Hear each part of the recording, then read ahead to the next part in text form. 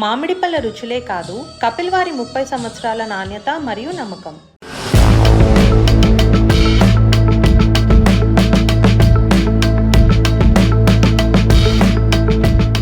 పాకిస్తాన్ యుద్ధ సామర్థ్యంపై కీలక సమాచారం వెలుగులోకి వచ్చింది. ఓ అంతర్జాతీయ వార్తా సంస్థ ప్రకారం పాకిస్తాన్ వద్ద శత్రుఘ్ని గుండ్ల నిల్వలు గణనీయంగా తక్కువగా ఉన్నాయి. అందుబాటులో ఉన్నవి గరిష్టంగా 4 రోజులు యుద్ధానికి మాత్రమే సరిపోతాయని తెలుస్తుంది.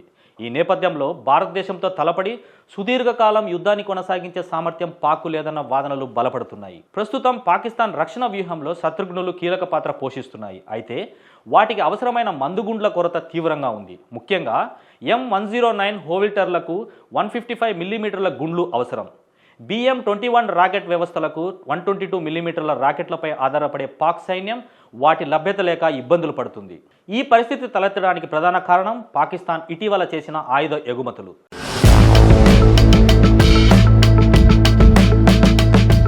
ఉక్రెయిన్ రష్యా యుద్ధం నేపథ్యంలో పాకిస్తాన్ భారీ స్థాయిలో 155 mm శత్రుఘ్ని గుండ్లను ఉక్రెయిన్కు ఎగుమతి చేసింది. ఇది ఆ దేశం దగ్గర ఉన్న యుద్ధ రిజర్వులను తీవ్రంగా దెబ్బతీసింది. పైగా ప్రపంచవ్యాప్తంగా ఆయుధాల డిమాండ్ పెరిగిన ఈ సమయంలో పాక్ ఆర్డినెన్స్ ఫ్యాక్టరీలు తిరిగి గుండ్లను ఉత్పత్తి చేయడంలో సాంకేతికంగా ఆర్థికంగా ఇబ్బందులు ఎదుర్కొంటున్నాయి.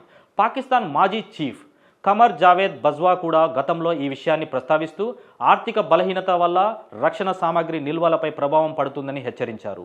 ఈ పరిస్థితులు మే 2న జరిగిన పాక్ కోర్ కమాండర్ల సమావేశంలోనూ ప్రస్తావనకు వచ్చినట్లు తెలుస్తుంది.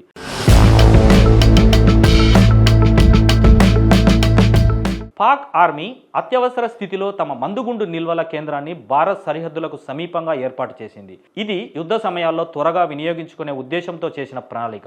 అయితే ఈ కేంద్రాల్లో కూడా సరిపడా నిల్వలు లేకపోవడం, అవసరమైన వేగంతో తయారీ జరగకపోవడం కారణంగా అది పెద్దగా ఉపయోగపడే అవకాశం కనిపించడం లేదు.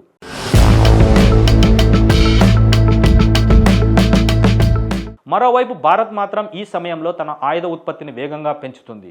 మ్యునిషియన్స్ ఇండియా లిమిటెడ్ తన ఉద్యోగుల సెలవులను అర్ధాంతరంగా రద్దు చేస్తూ వెంటనే విధుల్లో చేరాలని ఆదేశించినట్లు తెలుస్తుంది.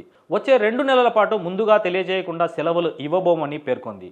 అధికారికంగా దీనిపై ప్రకటన రాకపోయినా భారత రక్షణ తయారీ వ్యవస్థ ఎంత చురుగ్గా పనిచేస్తుందో స్పష్టంగా తెలుస్తుంది. ఈ నేపథ్యంలో సరిహద్దుల్లో ఉద్రిక్తతలు మరింత పెరిగితే పాక్ తక్కువ సమయంలోనే వెనక్కి తగ్గే అవకాశం ఉందని నిపుణులు భావిస్తున్నారు.